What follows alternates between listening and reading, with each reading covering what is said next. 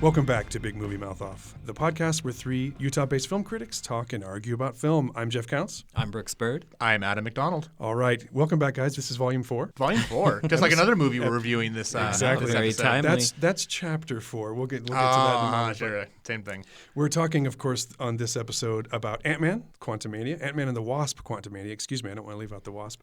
And John Wick 4. Now, I've been told, guys, I've heard through the grapevine that we've been a little spoily in our last couple of episodes, so we need to try to watch ourselves on that. Did we really? I don't agree. understand it. I don't either. agree, but it's some feedback we've gotten, so let's be really careful about that. First thing we're going to do, though, is we're going to talk about Ant-Man. Let's listen to a little bit of the trailer. I used to ask myself a lot of questions. Scott, you're an ex-con. How are you an Avenger? That doesn't make sense. But everywhere I go, people tell me the same thing. Thank you, Spider-Man.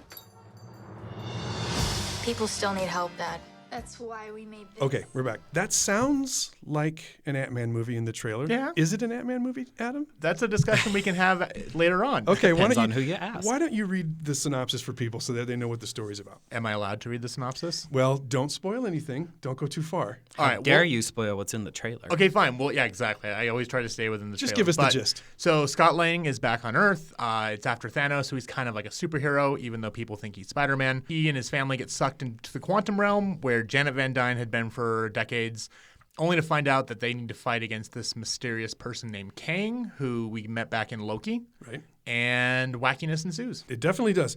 All right, I think we just have to dive right into this because there's a lot to talk about with this movie. The title of my review for the radio station was The Littlest Avenger Finally Gets a Big Plot. Okay. Because I felt like this is the first time they've tried to have Ant-Man's story do heavy lifting. Mm-hmm. Like do real Phase 5. Like an Avenger Are we Phase style. 5 or Phase 4? We're Phase 5. 4. Phase 5, heavy lifting. Well, because it had to set up the entire thing. It has to set everything up. And my first question for you guys on this film and on this review is whether or not he was the right character to introduce Kang, to start the Phase 5 storyline. Because we needed the big bad to be introduced. You're right. He came up in Loki. But this was when we really got to see what Kang's Correct, about. yes. One of them. Was Ant-Man the right character, Brooks, to start that story? Do you think? They've been actually kind of using Ant-Man to build up to this anyway, because he's the only one who's Because really of the been to the quantum quantum realm. Right. That's where Kang is, or at least this version of Kang. So there really wasn't anyone else to give us a full understanding of who he can be, at least until, well, that's a spoiler. Yeah. Well, you could Until have. he shows up in other things. Honestly, I mean, so I do enjoy the quantum realm. I like the Ant-Man movies. I have discussions and thoughts about this one. But you could have done it with a Doctor Strange movie, because that is his going through the multiverse and everything else with America Chavez, excuse me. So I don't know if that would have been a better way to do it, but because we so recently had a Doctor Strange movie that was completely different and everything else, which we kind of needed to cap off the WandaVision story, I don't know if that would have been a better option, though. The Doctor Strange storyline generally, I think, had a little bit more muscle tone to carry a story that's this heavy. I think the Ant-Man stories are silly on purpose. Yeah. Well, he's a silly character. They're meant to be. Yeah. Absolutely. I mean, it's what it was designed to do. It was supposed to be the way that you sort of take a break from the MCU and breathe. It was the palate cleanser. It's the palate cleanser. Yeah. It was the reward for suffering through all of the seriousness, right? We just wiped everybody out. Have some fun. Yeah. Well, and Spider-Man kind of did it too. Well, except for the last one. The last one was pretty heavy. The last one got pretty heavy, but the Ant-Man movies never did. This is the first time I think that character and the family That big of stakes. Yeah, has been asked to sort through something so important. Yes. Nothing less than the introduction of Thanos' successor. Mm-hmm. I mean, let's be honest, that's really what's happening here. Exactly. I won't say much about Kang himself. Except Jonathan Majors is amazing. Except that. I could sit there and watch him read a phone book, and I would just be enthralled. Couldn't agree more. The guy's having a huge moment right now. He's in a bunch of movies. I saw him in a movie at Sundance where he plays a bodybuilder with social anxiety issues, and it's unbelievable. I mean, it's an incredible performance. I thought the movie was fine, but I thought he was amazing. Was that this year? Yeah. I'm sure everyone has seen the still of him online. Yeah. No, he is ripped for this movie. This kind of felt like a warm-up, too, because at the end, there's, they're going to have a big fight. Yeah. It's like at one point, his sleeve got ripped off. Yeah, exactly. I was like, I bet they did this on purpose, because they were like, we can't have him fighting and not No. Show off what he's been doing. A body like that you can't just have under clothes. That's why I'm always naked. You got to show You got to show it off. You got to show it off. So what do we think about the film just as a film? Setting aside whether or not it was the appropriate character to do this kind of yeoman's work to bring Phase 5 into being, what about the film itself? I'll start. I thought that the depiction of the quantum realm was awesome, really fun, like amazing.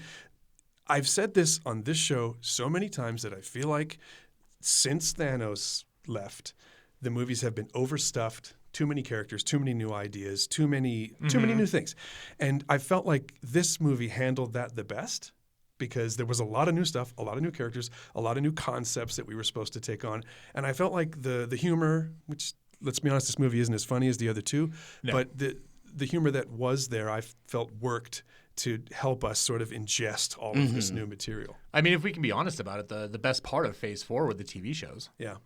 Like, I think Werewolf by Night was someone that I'd never had any care about in the world, and I loved, and I can't wait to see more. Werewolf by Night, Man Thing. And what did those what did those television shows have? Focus. They had focus, exactly. And I think I do agree with you that this did kind of feel that way. Like, it wasn't, there was new concepts, but we'd been to the quantum realm.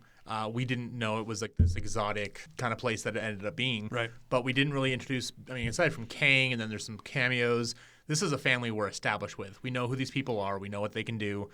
We can throw in a few new fun powers and stuff every so often. But it was a very straightforward, like, hey, we got to fight the bad guy. We're trying to get home. It's way more self-contained. Yeah, that's a very, very common trope, but I think it was done well here. Do you think it does enough to set up what comes next? Oh, even though we can't really say, but do you think it does enough? Kang. Yeah. We know he's there, and we know what he can do now, at least that version of it, and we don't want to spoil it, so we can't tell you how much more we know. Yeah. What did you feel about the way all of the characters were used? Because it's all the Van Dynes and the Pyms and the it was a family affair. Scott's people, they're all in there. It's a family affair. Do you feel like everyone was used well? I thought that Michelle Pfeiffer really stood out. Oh yeah, I'd say she was almost more the main character. I honestly think when they say Antman and the Wasp, they're referring to her, Old Wasp. Yes. Because Evangeline Lilly's not in it all that much. I mean, and she just kind of stands there. Yeah, she doesn't really. She strikes her step pose up the way that Michelle does. I think in terms of just like carrying the story. Yeah, I didn't think of that before. Being an anchor, but that's a perfect way to explain the title. Yeah, people complain that it was called Antman and the Wasp, and that. I think it's about old she Wasp. was put behind, but and I don't think mean of it that old way. Wasp. The original Wasp. That's the word I'm looking for. Well, and what I loved about her too was we really got to see her as what she was, because we only knew her in the Earth realm, and all of a sudden she's in this place where she's the expert, and she goes up and she fights the sand people. I mean the aliens. We'll talk about that later. And does all this crazy stuff that's so cool, and you're like, where were you these last like 2 movies? Like you could have I know. done something here, but I would say. Even more than the Ant-Man, I think it's almost more her movie. Yeah. Obviously, there's a lot of stuff that he does. I'm not going to ever downplay that, but it was really cool getting to see her character shining.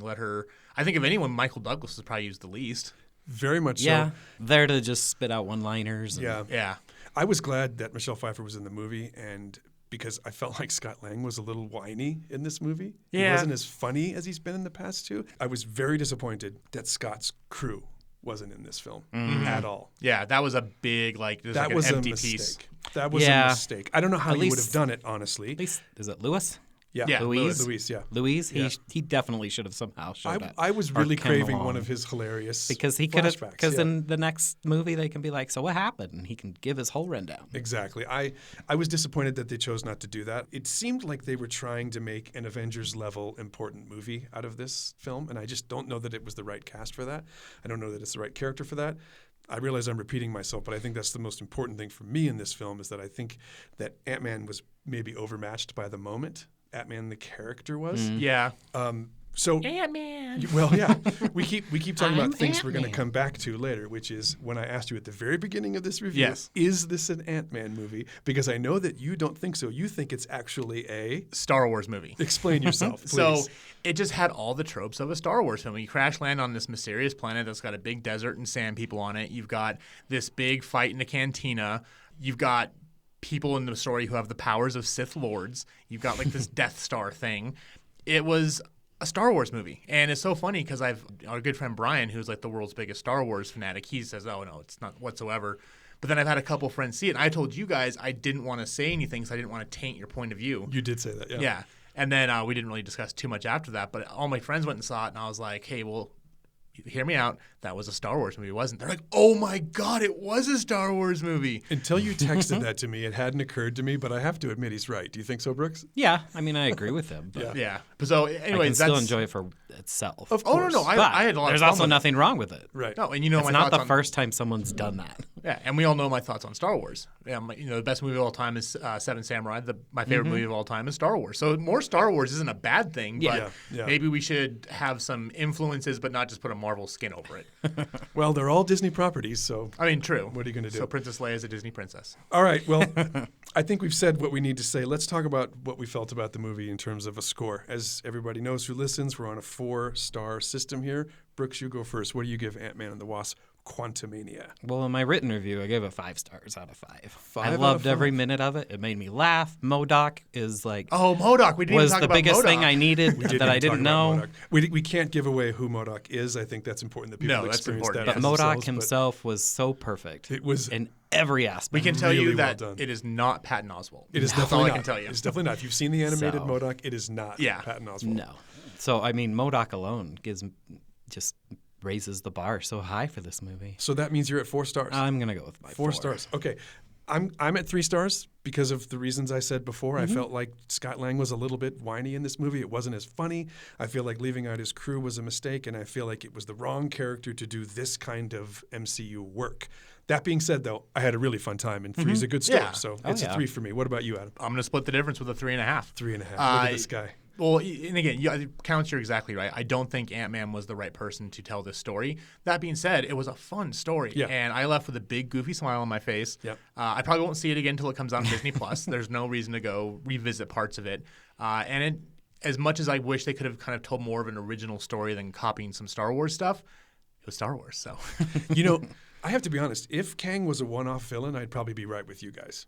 Yeah. I just feel like it was a much too big of a project. Yeah. I don't know. It was, but again, it's fun. It's not a bad movie in any way, shape, or form. It's just Definitely I think fun. we all have things they could have done differently. All right, let's run it down. 3 stars for me. Adam? 3.5. Brooks? 4. Okay, we're going to come back in a few minutes and talk about John Wick Chapter 4. We'll be right back.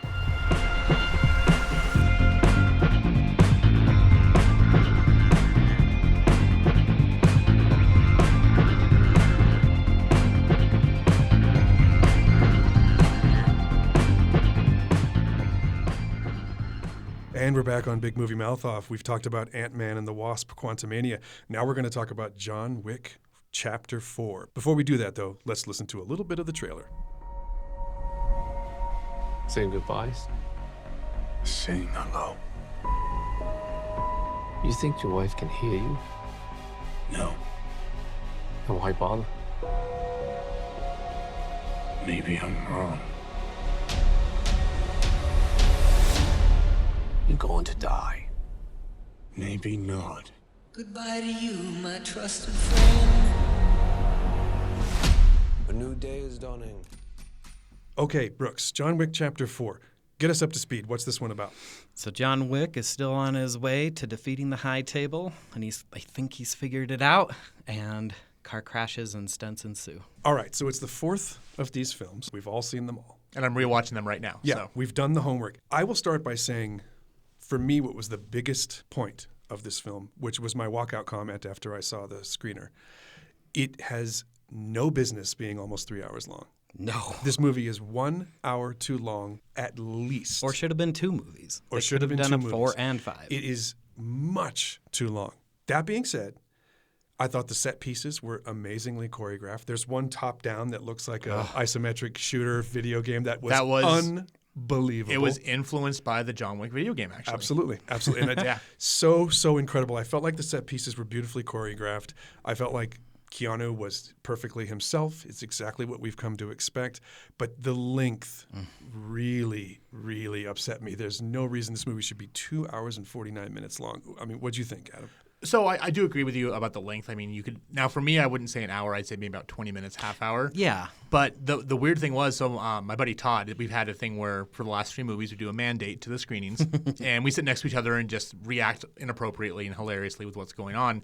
And afterwards, we both looked at each other and we're like, that was 3 hours? For me and him, it really just went by in a flash. Most of it does. Interesting. So I do agree with you 100% that it is too long. But for me, yes, there were parts that I could have easily cut out, even if I was the one editing it, but it didn't feel long.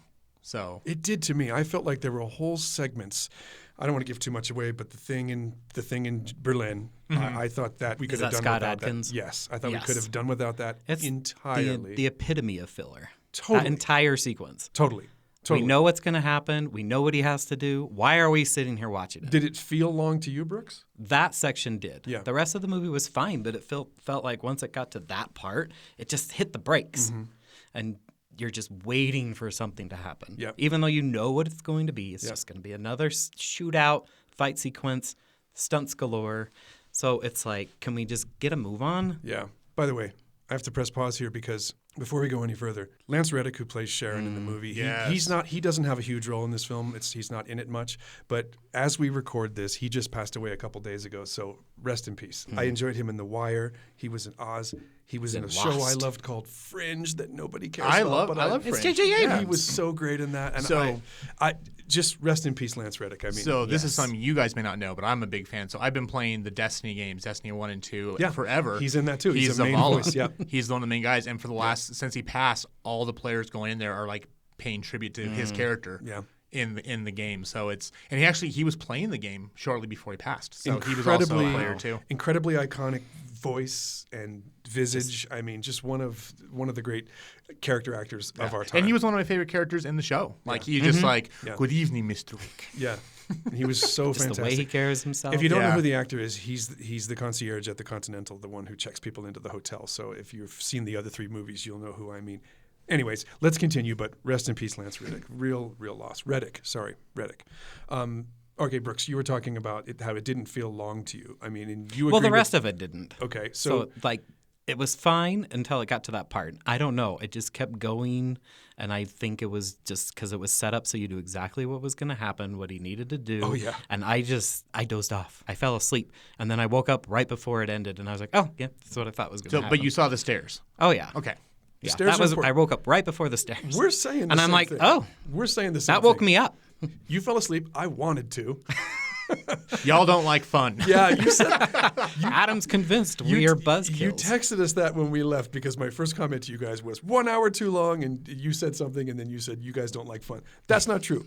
I think I do like fun because this movie is really fun. The way it's constructed, though, it's little story beats that get you to the next set piece. It's right? almost 3 hours of boss levels. Yes, exactly. That's all it is. To stay on Which the video I guess game, for a fourth film in his franchise, Yeah. I guess that's what they have to do. Well, and again, he was heavily influenced by video games, and there's a lot of video games out there where all you're doing is boss runs. That's like a new, like there's Cuphead's a great example.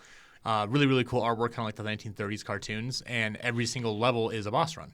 So another, I think, video game element to this story, and I think it was particularly true for this chapter, for chapter 4, is that so many things happen to him where he should die. He's a superhero. He falls from incredible distances onto cars and onto the ground. When he hits that van. Oh, I know.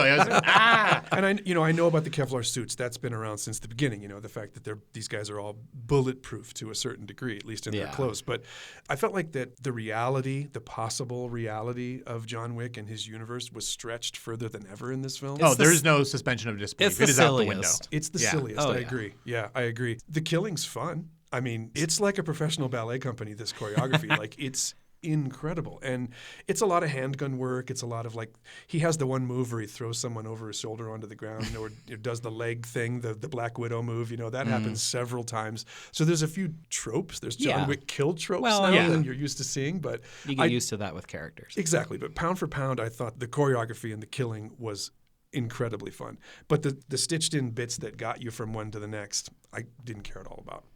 I like that it turned into a Western. It did, but did you feel like that the lore held up from the first couple movies to this? Because we've talked about this, how the first movie is straight action. The second movie is when the mythology starts to take shape. The third movie that goes a little bit off the rails mythology-wise. And I didn't feel like this one brought it back well enough. No, the only thing with this one is they tried at the end. They did. They tried at the end, and the way he's working to go against the high table. I mean, that was kind of the only part that really stayed short. And they threw words on like excommunicado, unconsecrated or deconsecrated, that kind of fun stuff. Yeah. So there definitely was like banding about the terms that we've come to know and love. But as far as actually like, hey, do we live in this world where these rules are in effect? I would say no, but if you think about it, he's not part of that world anymore. Yeah, he's being hunted, but he's no longer part of the high table or the assassin society. So in that sense, I will always say, because I mentioned earlier I was rewatching them, is the first one was still a good movie. Doesn't hold up as a John Wick movie though. It doesn't feel like that. And then 2, that's when, and I think 2 is the best one because that's when you're like, this is that world, and here's how we do it. And you got the operators with all the tattoos and stuff. 2's the strongest by far. Yeah. And I still think that's true after having seen 4. I mean, I would rank them 2, 1, 3. No, 2, 1, 4, 3, personally. If I had to do that. I realize that's not what we're doing right now, but if that was being asked of me, I would definitely call 2 the strongest, and I would call 4 one of the weaker. I just felt like it was bloated. I felt like the mythology didn't hold up. I didn't care as much as I did before. And the suspension of belief part was a little bit harder this time for me. Well, and that was the whole thing too. Is like I realize that's not a documentary. Don't scream at your phone right now. I know. We know it's an action movie. It's an action movie. Yeah. But it was kind of silly in the sense that they've got the Kevlar suits and everything. But the way they're just like blocking the bullets with their arms, I know. And at the beginning, I was like, "Wait, what is like? Does he have a metal arm?" You kind of forgot. You forgot about the suits, yeah. Yeah, and then it was like, okay, I'm holding up my suit, like covering my head so I don't get shot. And that for me, yes, that was silly. And he did that move a billion times. Yeah, so that for me was a bit of a distraction. Was it enough to make me to bring my thoughts down about the movie? No, it just kind of like, I probably would have done things differently. Did you guys feel like the attempts at humor worked when they tried? Brooks? Yeah. I mean, most of the time. Yeah. The stairs at the end. Oh, that was stairs. That was genuinely funny. One of the biggest jokes. That was genuinely funny when that happened. Oh, and we haven't even talked about Donnie Yen. Yeah. As Kane. So Kane, have you seen in the trailers? Dude, he is amazing. Oh, he's amazing. We already know he finally the martial gets arts. A Hollywood dude. Yeah.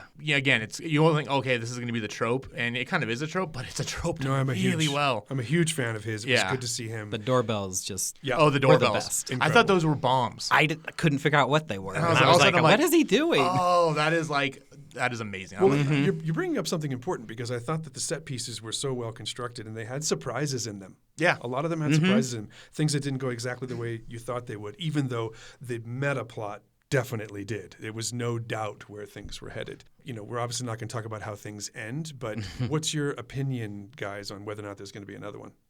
So I know they're doing the spin-off TV series, The Continental. Right. So and I love the way they set it up, the ballerina movie. Yep. But with The Continental especially is that they could kind of go either as a sequel or a prequel. Yep. And I like the way things ended up. So when we have further stories in this universe, it could be whenever. We don't know when it is. Well, you have to watch for yourself to see what that all means for John and everybody else, the main characters. But I think we all generally liked it. I'm curious about scores. I'm really curious about scores. I'll go first this time. I'll just sort of set the stage with this. It probably won't surprise you that I liked it less than I hoped I would.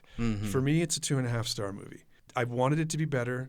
The stuff I loved about it wasn't strong enough to make me forget its flaws, personally. So I'm at 2.5. How about you, Adam? Where are you? 4 stars. I absolutely loved it. So I'm turning off the recording right now. The show is canceled. We're done. It doesn't exist anymore. All right. I can see why. I get it. Explain. She's very giddy. So the John Wick movies for me are like the Scream movies for books.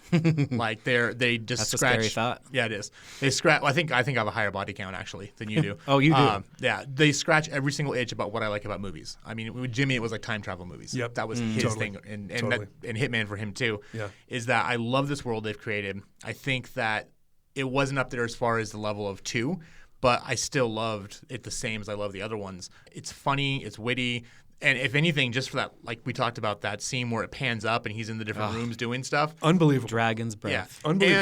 And Dragon's breath. And they film it like it's one shot, and it's interesting because I was trying to find where they did the cuts. Yeah. And when you're watching like Kingsman, right? The church scene, you know where they are. Like Birdman, you know where they are. Yep. This one I could see a couple of them, but it was a lot of long takes. And I wouldn't be surprised if they were. It might have been one take, yeah. That's kind of the whole thing of John Wick, are these big, long, extended sequences. Well, the whole point of that franchise is that they don't mess around with CG. That's that's something that Chad They the really director, started to with this one, though. They did. A They lot did. more. There was a lot more than there has been, but I wouldn't be surprised if they did that as an honest-to-goodness oneer because they were committed to practical as much as they could be in these films. Yeah, because so. I mean, it's like also like Mad Max Fury Road. It's like there was a lot of CGI, but the CGI But was like, to hey, we're enhance. going down this valley, now there's mountains around us kind of thing. Yeah, so, totally. No, this is exactly what I wanted. Is it too long? Yeah, I'm not going to say it's not perfect. A 4-star does not mean perfect. It doesn't. No, of course but, not. So I'm a full agreement it could have been shorter, and I think it should be shorter. Yeah. But that being said, I walked out feeling like I just watched the movie. I would have loved to have seen it in IMAX like we're supposed to have seen. Yeah, that's There true. was just some problems with the theater. Yeah. I do want to go see it again in IMAX, which says a lot because not only am I going to pay for it, I'm going to sit through a half-hour trailers and commercials. But it did what I wanted to do. It does set the series up so it's it does end. We're not going to say how it ends, but it definitely puts a period on it. It does. But I appreciated that. They can stop now if they want to. That's If the they one thing wanted I to. will say about the ending. But okay, 4 stars for you. Yeah. Brooks, where are you going to split the difference here? Or are you going to say 4 and I'm going to storm out of this room? Oh, I'm definitely not going with 4. Okay, I'll what do go you got? with probably 3. 3? Okay. I mean, that middle section is the only thing I had an issue with, aside from that big car chase sequence that seemed like it was never going to end. That's where it also felt like there was probably more CGI than people would wish there had been. Yeah. There's so many shots you could tell were fake that it started to take me out of it, and it was felt super very stylish, though. repetitive. It was super stylish, though, yeah. That's why I think there was way more than usual. But I mean, Dragon's Fire. there may have been a lot of practical that they just edited together with CGI. Yep. But you could definitely tell that it was way more tweaked than the rest of the movie. Well, there you have it. Big movie mouth off. John Wick 4. Brooks, you gave it 3. Adam? 4, of course, it's 4. And the correct score from me is 2.5 stars. So when we come back, we're going to talk about our guilty pleasures. This week, it's Dog Edition, because we had to do that because the whole John Wick story started when those evil men killed poor Daisy the Beagle. That's So why Missy won't watch these movies. it's why a lot of people won't. So when we come back, we're going to talk about our dog entertainment guilty pleasures. We'll be right back on Big Movie Mouth Off.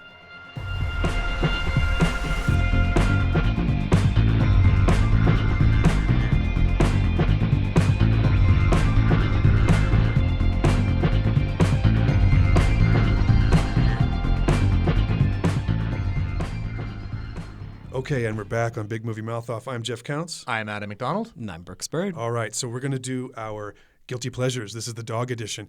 I'll go first since I sprung this one on you guys and you didn't really love it. My guilty pleasure dog entertainment, I'm going to go way, way back. Do you guys remember the original Battlestar Galactica? From like the 70s? From the 70s. I mean, Did you I've heard ever of see it. it? You never saw it? No. It had a terrible robot dog named Muffet. Oh, He was yes, yes, half, yes, yes. He was like hair, metal, hair, metal, Oh, hair, man. metal, and apparently a chimpanzee was in the suit. It wasn't even What? It wasn't even a quadruped. It was one of the most hilarious dogs. I was obsessed with that when I was a kid. Yes, I'm old. Yes, I'm old. I was alive when this show came out. But so my guilty pleasure is the old Battlestar Galactica because of that crazy half robot, half fur dog Muffet. What about you, Brooks? I'm going. I couldn't decide. My first thing was to go with the obvious. I mean, we know I'm a huge Stephen King fan. Oh, I thought you were going to say Air Bud. So I was going to go Cujo. Yeah, I knew you would. Because who doesn't love Cujo? Of course. It's a loving movie.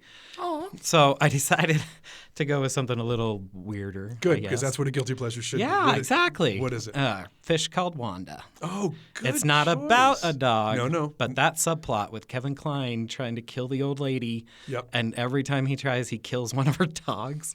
It's just the funniest thing. I mean, you could say Vacation because they drag a dog Oh, behind yeah. the car. That's true. That's a That good poor one. dog. Yeah, that's another one Fish for the called- same reason. Fish Called Wanda. I mean, love it. you shouldn't laugh when the dogs die, but No. that's why it's so funny. Because he doesn't even want to kill the dogs. That's not what he's trying to do. Well, I do think Muffet was built so that the owners could remember an actual dog that had died with that name, but I can't say that for sure. He looks half dead, this dog, though, I won't lie. Okay, so Fish Called Wanda for you, original Battlestar Galactica for me. What's Now, your dog guilty pleasure? If either of you had said love the Coopers, I would have quit this podcast and just walked out of the room because I hate that movie. Because there's a wiener dog at the beginning I've of already it. quit twice today. Yes, so. you have. But I would have been like gone. So there's a story behind this one. So it's Homeward Bound: The Incredible Journey. I wouldn't even say it's a guilty pleasure because it's a fun movie. It's a good movie. It is good, yeah. But so there's a story behind it though, and why it always means a lot to me because my brothers were obsessed with it as a kid. Well, for my dad's birthday, his friends gave him a little Australian Shepherd puppy, and we took it to the pound. My mom didn't want a dog that was going to have that much fur. And so I was there crying because I wanted this dog. So we got back in line to be like, hey, we want the dog back. And the people behind us were in line to adopt her. Oh, wow. So so I called her Chance. And it had nothing to do with the movie, but literally second chance. Yeah. Well, then we got 2 other dogs, and my brothers named them Sassy and Shadow. So we had the dogs and the cat from Homeward Bound as our actual pets. Nice. So that for me, it's almost like it's a memory, not so much because I haven't seen the movie in forever, but I do remember loving it as a kid. My brothers obviously they loved it too, and that's how we got 3 pets after the movie. See, that reminds me of how I almost came up with, I think it was Beethoven's Second. We went to a screening, actual, back when they used to do those pay screenings on the weekends, and they had a big St. Bernard there, and you could get your picture taken with it. And I still have the picture with me and my brothers and this giant St. Bernard dog. So I was like, should I do that one? So it was like for the same reason. Yeah. Like a sentimental thing. In a way. It's the one thing you guys know I would never say because my day job is in the classical music business. And I can't have any credibility and choose a Beethoven. So I was like, movie. no, I got to go with something better. No, that was good. So Fish Called Wanda for you. Homeward Bound: The Incredible Journey. And the late 1970s Battlestar Galactica, Muffet, the Daggett. Look him up. You're not going to believe it. You're not going to believe your eyes. Okay, before we go, we're going to take a little break, and then we're going to come back and send everybody off with our coming attractions. These are things we're excited about that are due in theaters or on your television sets very soon. We'll be right back.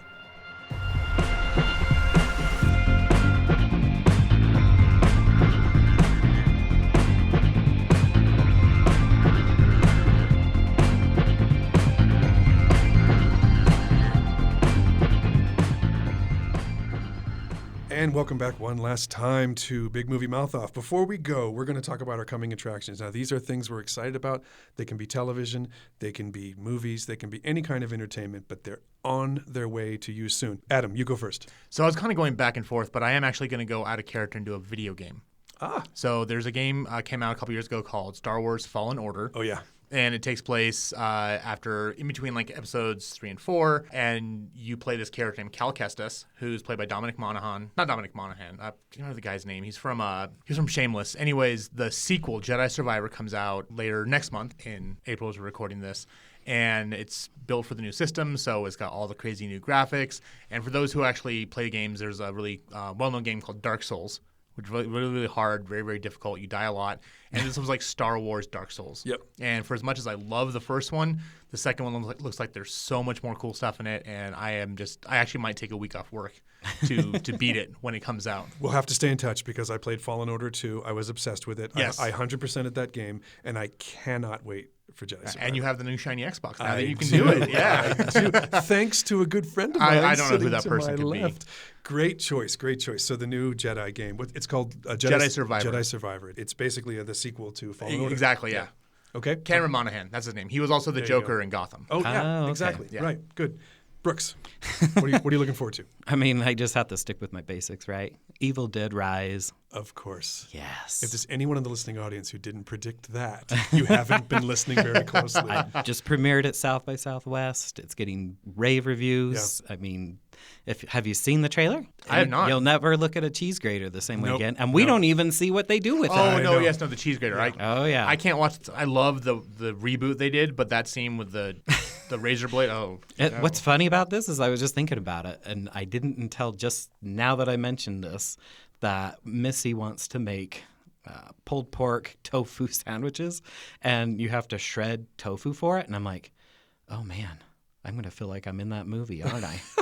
I just had that thought. I was like, these sandwiches are going to look right out of that movie. The intersection between horror films and cooking and tofu is, it's not very healthy for people who like horror food, is good for your soul.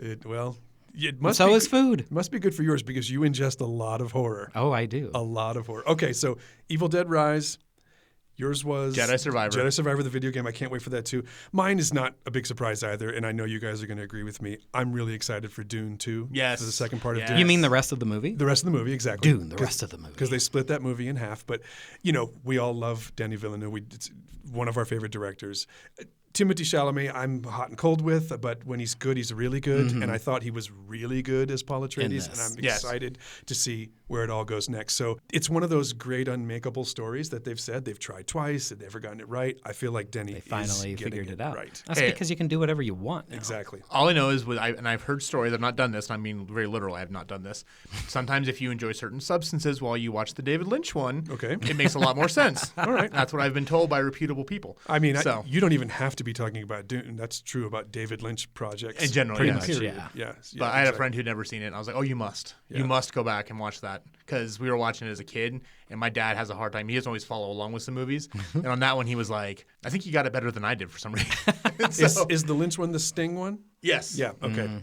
Because there was one that was done as like a limited mini series. As a limited series. Oh, I actually never saw that one, but nobody really talked about it. Because no one cared. No one really liked it. I remember it came out when I worked at Blockbuster, and no one rented it. I've only seen some of the David Lynch. Watch the Lynch for fun and recreational activities. Don't watch the miniseries one, and just definitely make sure you catch up on Denis Villeneuve's because he got it. He really nailed it. Oh, yeah. It was amazing. All right, guys. Great show. Thank you both. And I look forward to talking and arguing and disagreeing with Adam about 4-star John Wick movies again in the very near future. I'm sorry you're wrong. I'm sorry you have a wrong opinion. Well, he's the only one allowed to like a number 4 movie. That's true, because there aren't any other number 4 movies we've ever talked about. So. No. Yeah, they don't exist. They usually get skipped, right? They just went from straight to 3 to 5. They do in Adam's world. All right, boys. Well, until next time, we'll see everybody in a couple of weeks. I'm Jeff Counts. I'm Brooks Bird. And I'm Adam McDonald. Thanks for listening.